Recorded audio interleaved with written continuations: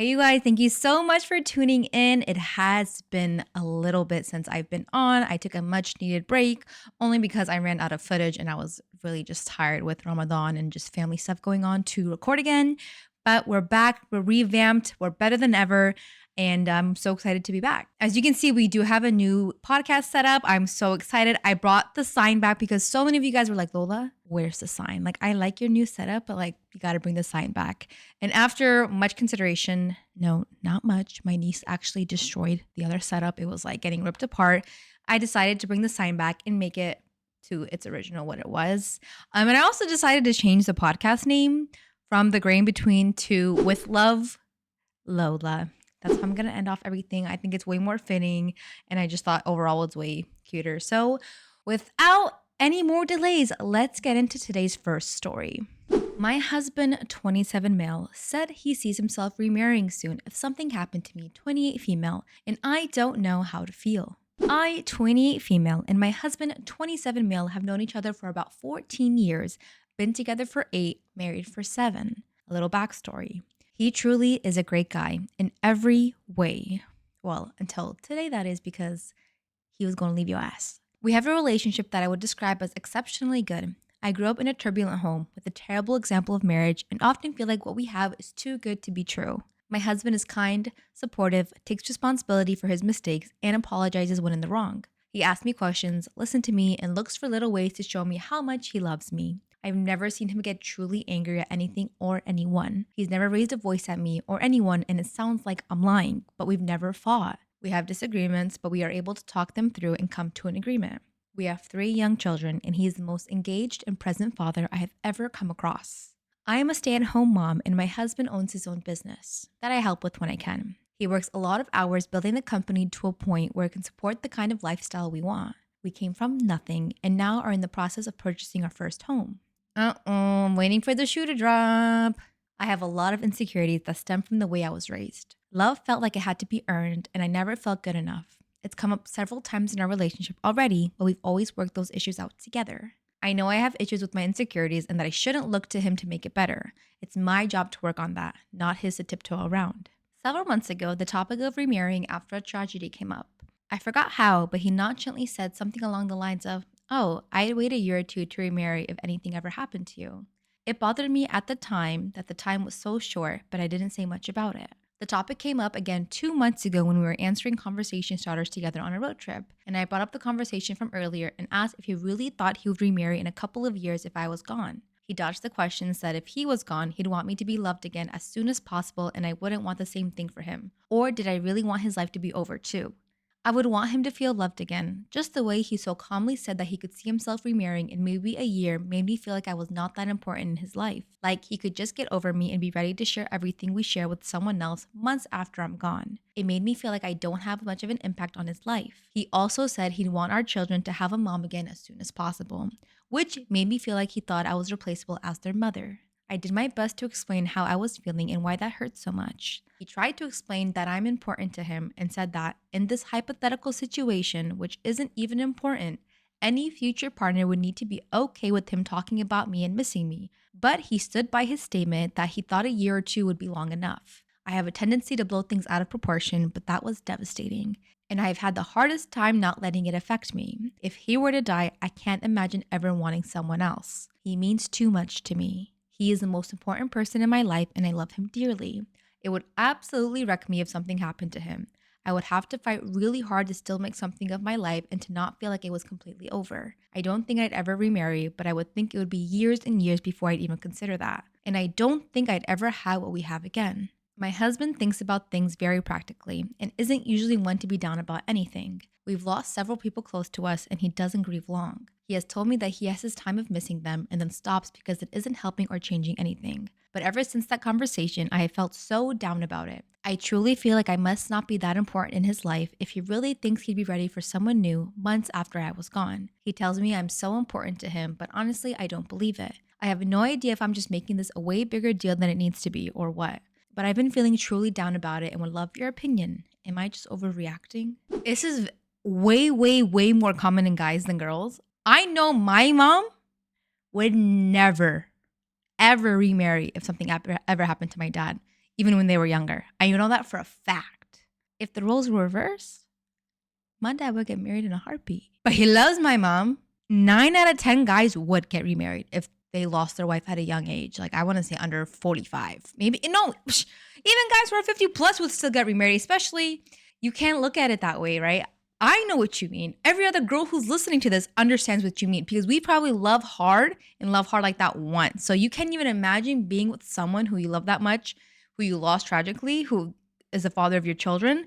You wouldn't even think about that, you know? Guys don't think the same way, right? Because at the same time, when they look at it like, this is true. I don't like saying it, but this is someone that's gonna clean, mother the children, provide for their sexual needs. They need all those things, right? The girl can go without the rest of her life sleeping with someone, but a guy can't. So that's like one of their biggest concerns is that, oh, I have to get remarried. Duh. And they also want someone to nurture and love their kids in a way a father can't. And they want someone to have that. They want their home to have that motherly effect. So I don't think he's a bad person. I think he's just being honest with you. Like every other guy in this world would. 9 out of 10. I don't want to speak for all of them because there probably is someone who's like, no, I'm not going to get remarried. Every guy I know would get remarried if their wife passed away, regardless of how many children they had. That's just how it is.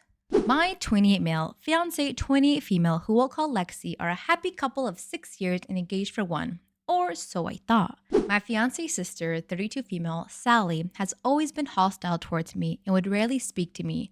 And when she did, it would be because her parents were around. Sally is Lexi's rock because she got her through a tough time during college, and since then, Lexi has told Sally everything about everything. We've had problems with this in the past due to her telling Sally personal things about my childhood I'd only told a few people, which led us to not speaking for 3 months during COVID when she'd only leave our room for food or go to the bathroom. And recently, we haven't had an argument in a year plus until 3 nights ago when she mentioned that she'd like me to shave my beard. For context, I have a very thick beard that I'm growing for 8 years and I'm very proud.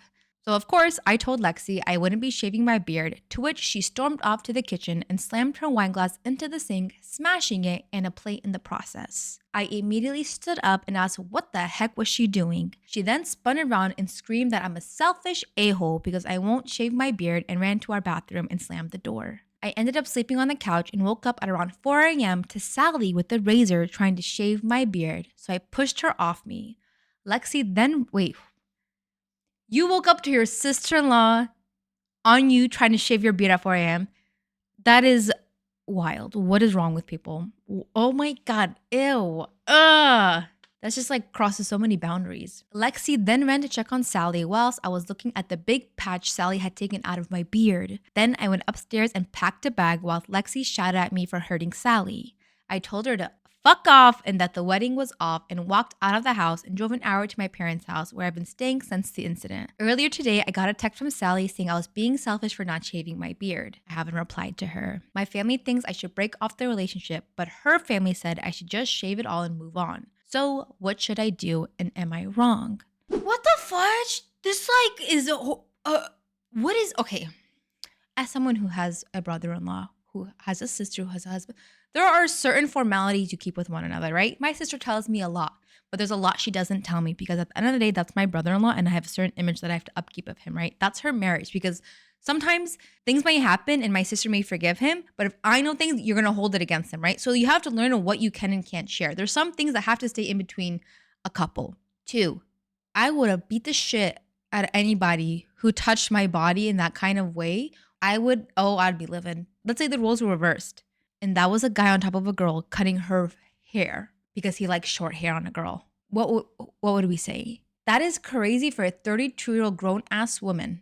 And the 28-year-old sister, like you guys are both grown. Why are you acting like that? That's his body. You met him. You've been engaged to him with the beard. And even if he didn't have the beard and grew it, that's up to him. You could leave him for it. But why are you touching him like that's...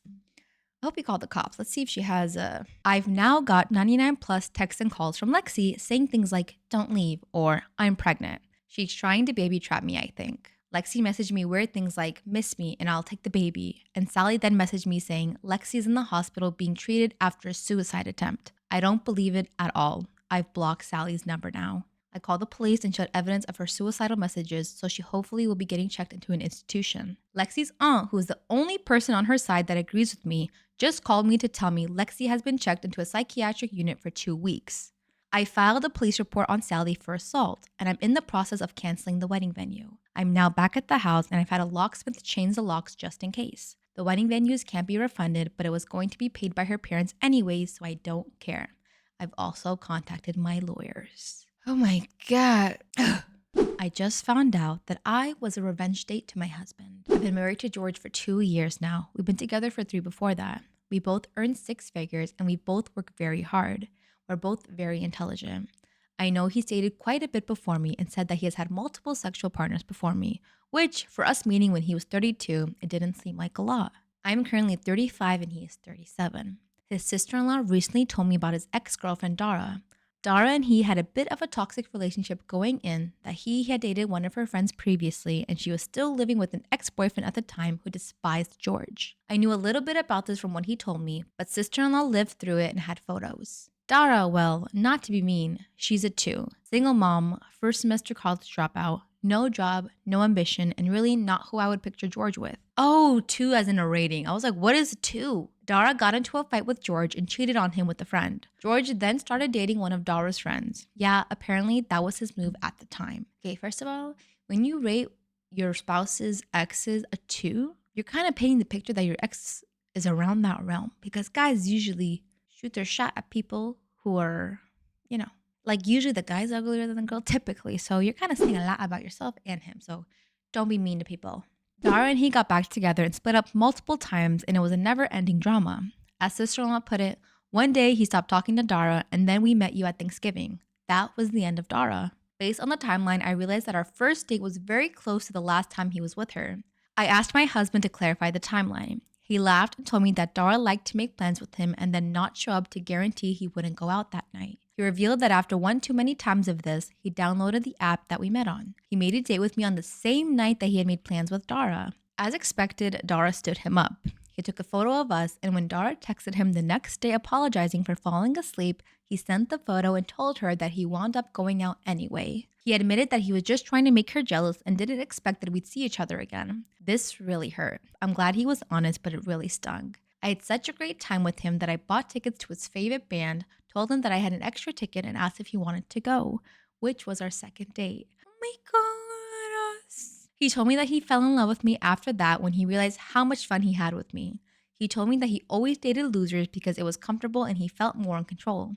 He said that's why Dara hurt so much, because he couldn't believe that she would cheat on him. I'm now dealing with the fact that my husband had no intention of ever dating me and only wound up with me to make his ex jealous. He and Dara are still friends on social media, they still talk, and she even wished us a happy anniversary. When I asked if he would block her, he said he would not. He told me that blocking her would stir her up and cause her to try to contact him more, and that he's in a place where he can be cordial with her and keep her at arm's length, which is where he needs to be with her. Don't like that answer.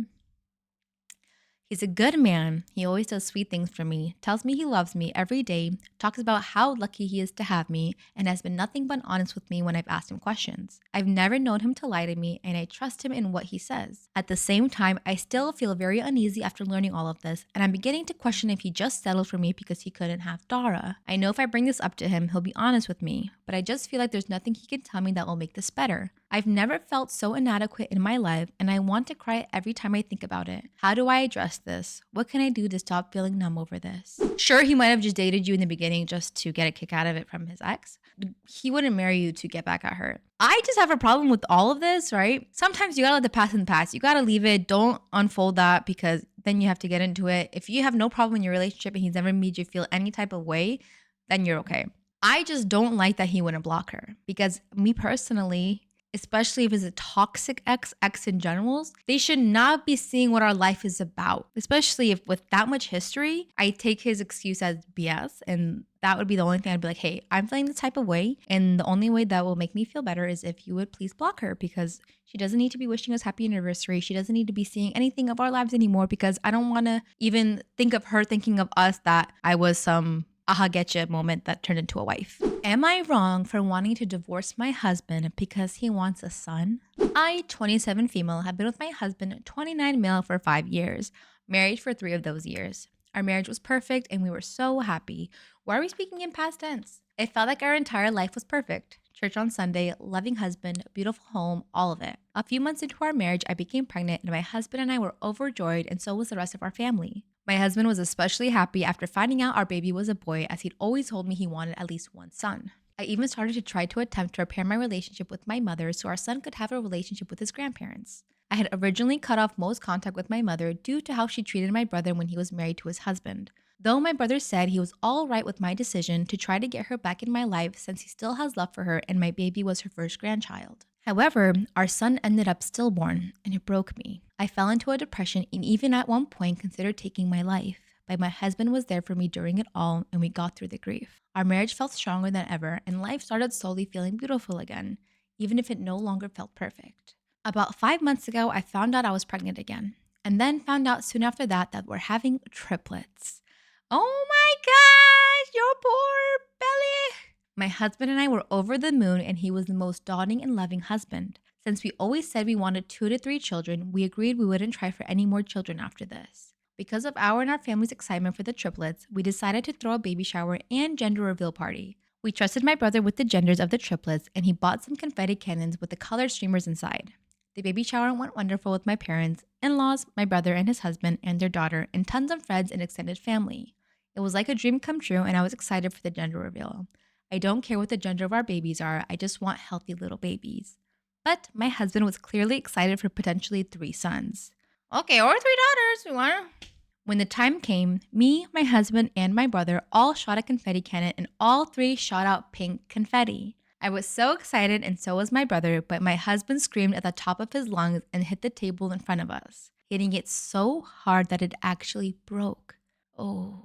He screamed at me that I was supposed to give him at least 1 son because I killed his first one.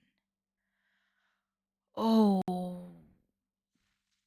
That's when I burst into tears. I had been so broken up about our son's stillbirth, and a part of me had felt it was my fault. And now he, my husband, was the love of my life, telling me that it was. My brother immediately stepped in and tried to get my husband to calm down, but my husband shoved my brother, so my brother instead pulled me inside where I cried in the living room while my husband's mother tried to calm him down. I could hear him screaming outside about how 3 daughters is too many and he doesn't want 4 kids, but he also wants a son.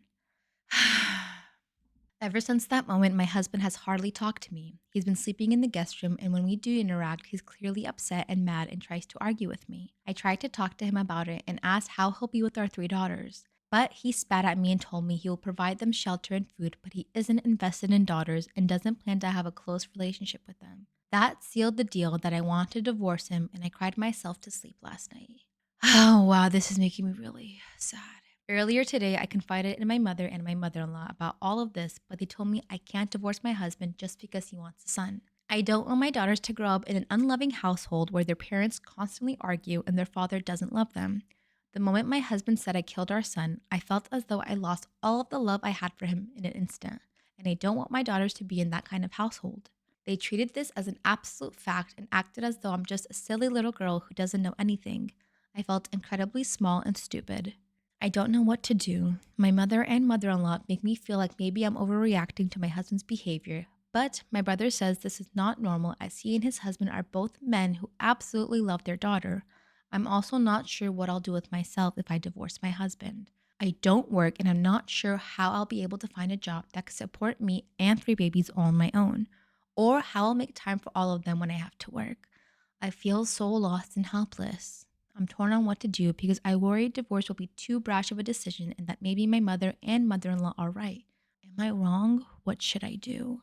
Oh my God.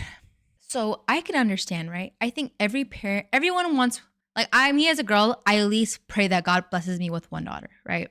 The rest, I think the same as a guy. I think everyone wants both, but I think like the girl wants a girl and the guy wants a guy, whatever. But at the end of the day, I just want to make sure my kids are healthy. That is the utmost. If God blesses me with 10 boys, God, please don't do that. But if you do, as long as they're healthy, right?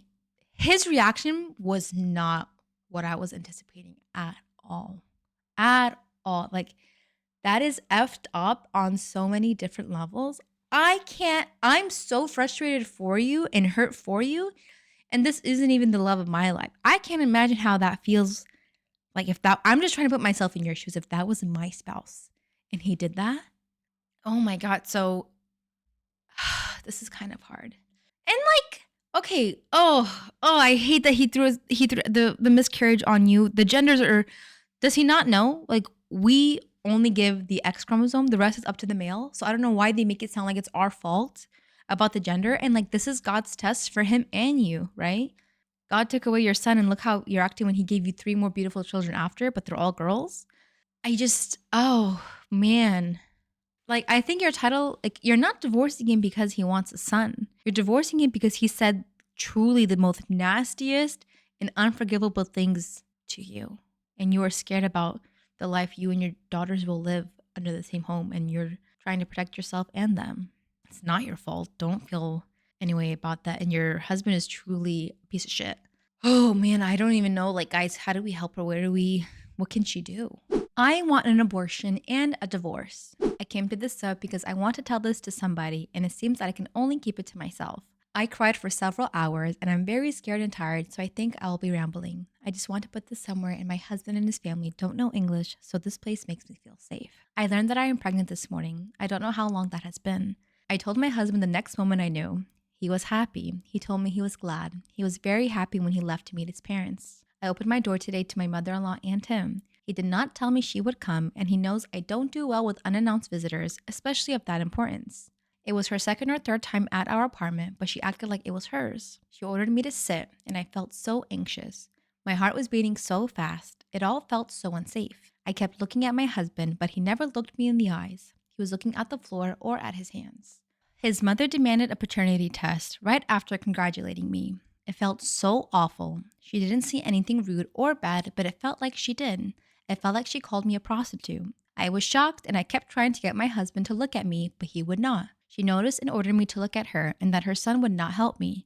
It felt so scary. She started to threaten me with the lawyers that are friends to their family. She told me that if I was smart, I would go with her to the clinic tomorrow and this will all be over with. The audacity.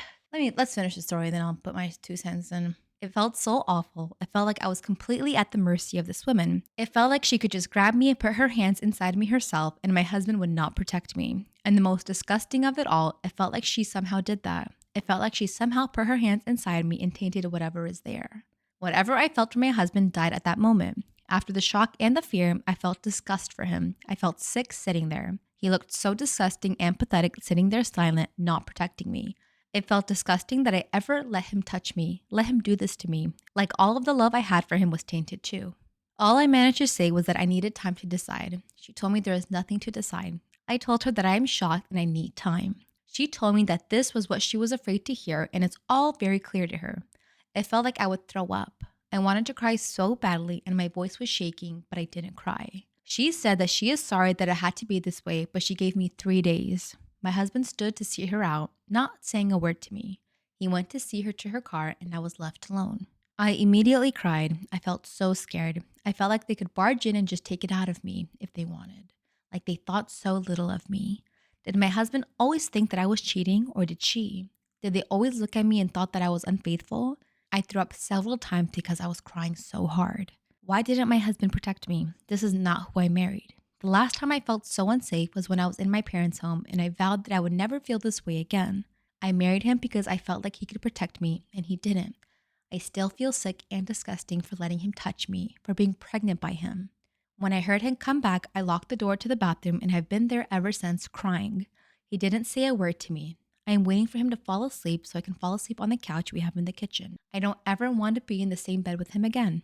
I may not think clearly, but I want a divorce. I will never feel safe with this man, and I would never love him again. I know that for certain.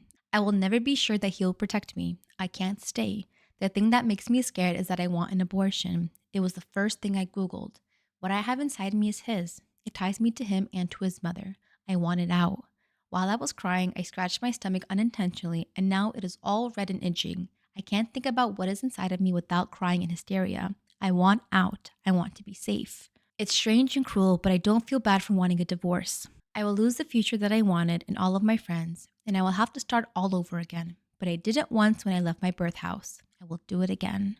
I feel nothing towards what is inside of me. It reminds me of his mother and it scares me. I want it out. I never thought about abortion before, never been around pregnant people much. Right now, I don't feel anything, but writing this post helped me calm down and I sort of have a plan now. I don't know if I should move out first or go to a doctor first. I'm afraid they will lock me if they find out. For some reason, this reminds me of the time I left my parents and my head feels clearer. I'm not so panicked anymore and I mostly feel numb. But I was crying a lot earlier. I guess that's all. I want to sleep and I need to go to work tomorrow. I think that is good because I have the excuse to be out of the home. I don't feel safe here. Thank you for listening. I have no friends to tell this to. Okay. See, this, like, I'm trying to piece together my emotions on this. Good for you. I don't think you're making the wrong decision at all. He does not deserve to be with you. He does not deserve to touch you. He does not deserve to have a child by you, ever. Imagine what kind of man sits there as his mother questions the love of his life, his wife's fidelity. There's a hierarchy of things when it comes to relationships, right? People always like to question the mother, the daughter, and the wife. Your wife is your first priority. As a married man, that is your first priority. For you to sit there and look like a bitch as your mom does that to your pregnant wife, you deserve all the misery in this world. And may you never find love again. And I hope that OP is able to move on, and it might be hard. You get that DNA test and you put that at the door when you leave alongside your abortion paper that the pregnancy has been terminated. And you leave and you go on with your life. It makes you wonder what the hell he was saying behind your back for the mom to even question that. A real man, if your mom questions your wife's fidelity, right? You got to shut that shit down right in the beginning. He brought her to your house to talk about it. I'd be like, Mom, sit your ass.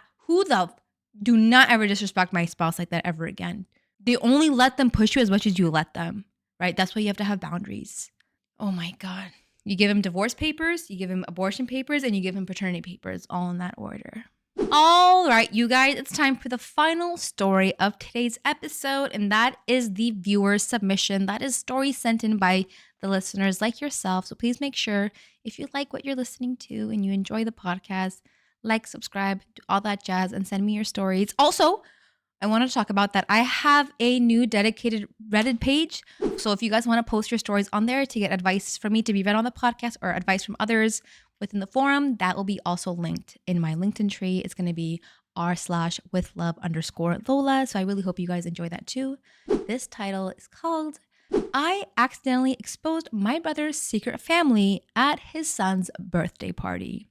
Hi Lola, I honestly never thought I'd be one of those people with a messy family scandal.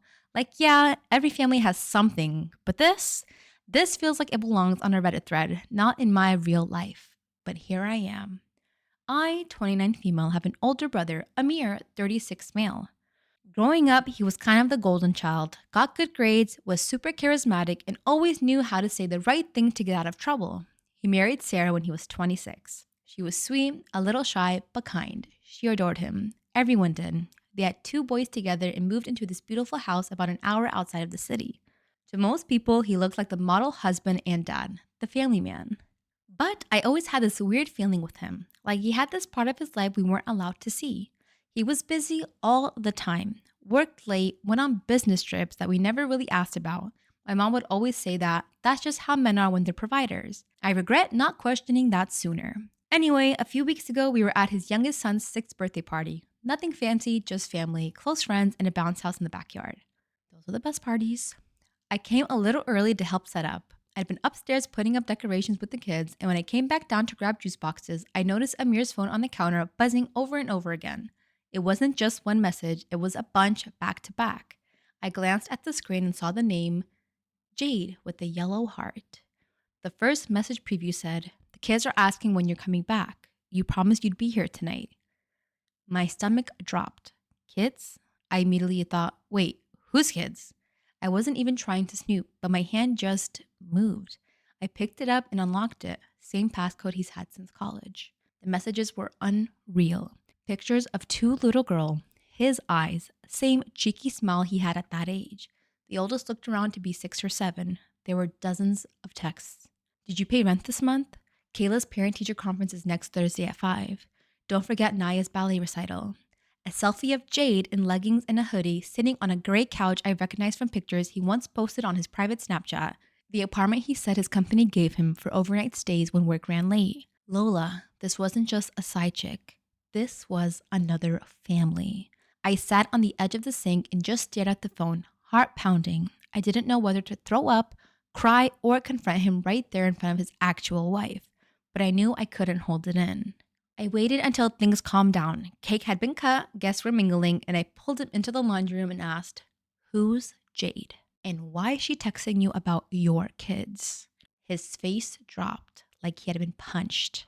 He didn't even try to deny it, didn't make up a lie, just looked at me and said, "It's complicated." I could feel myself shaking. I asked if Sarah knew. He said no, that it's not what I think and that he's handling it.